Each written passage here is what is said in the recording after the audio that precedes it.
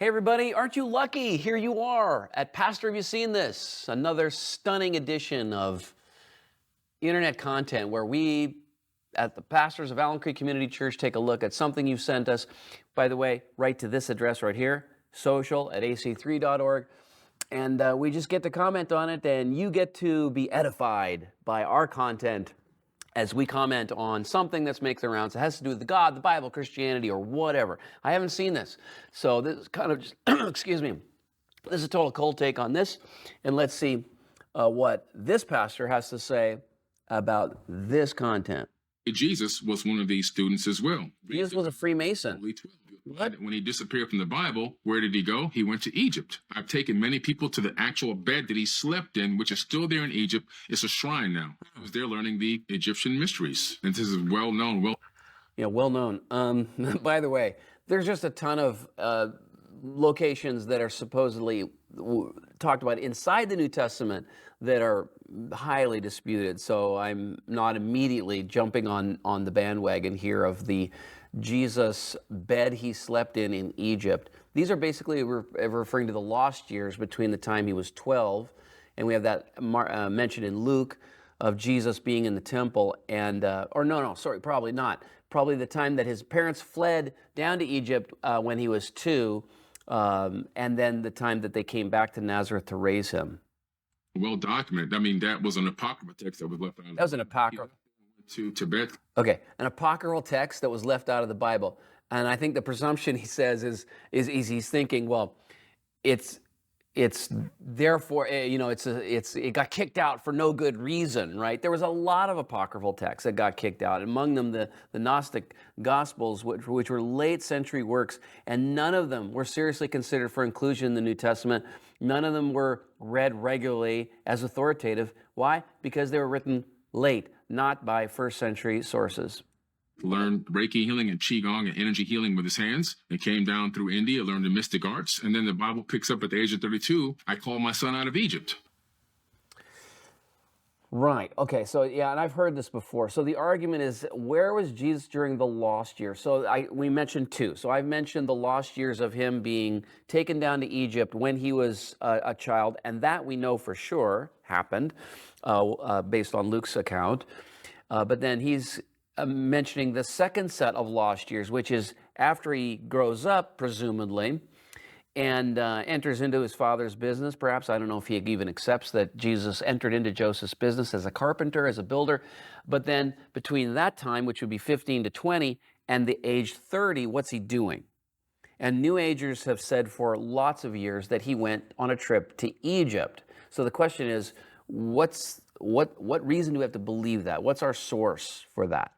That's what the Bible says. And he ends up riding it on the back of a donkey back in Jerusalem. So that's the Luke that's missing out of their 12 to 32. That chunk is missing out of the Gospel of the Holy 12. Again, he also had the Mason knowledge. Handpicked people would get to learn this sacred knowledge. Masons would actually So he had the secret knowledge. Again, this is an assertion. I'm looking for evidence. Encoded into structures and buildings, which is encoded all throughout the world, throughout Rome at the Vatican, all throughout Europe, all throughout areas like in Bosnia, believe it or not, where you have the Pyramid of the Sun there in the Bosnian Valley. They literally had a system in which they can identify people who they called adept initiates, people who seem to have some type of ability to perceive things at a higher level or retain knowledge at a higher level or display some type of talent, or ability. And those people were literally handpicked. Yeshua. So I don't know much about the Freemasons. I know that you can't be a Freemason unless you're a theist. I don't know if they've changed that. That's the one entry requirement, like you have to believe in God. So there's a lot of scuttlebutt about Freemasons, about the secret society. Anytime a society has secret rituals or it has like little elevated levels of membership, and the Mormon Church, by the way, I think dialed into some of this Freemason type of pyramidal advancement. As soon as you do that, and by the way, I mean pyramidal in the metaphorical sense, like, because pyramids are a deal for if you're a New Ager, but that whole secrecy and this idea of advancing, into higher levels of ritual and that sort of thing, just causes people to go nuts with spinning what goes on inside the secret meetings and all that kind of stuff. And every once in a while, you get a tell-all book from either Mormonism or the Freemasons, and you should look into that. There is a connection there that, you know, sort of exposes what they do on the inside. But so the assertion here is that Jesus was in that loop of Freemasonry, where you had basically general God believers, and then they inserted themselves into different places in society so that they could what? Affect good outcomes, I guess. So it's all very cloak and dagger to me.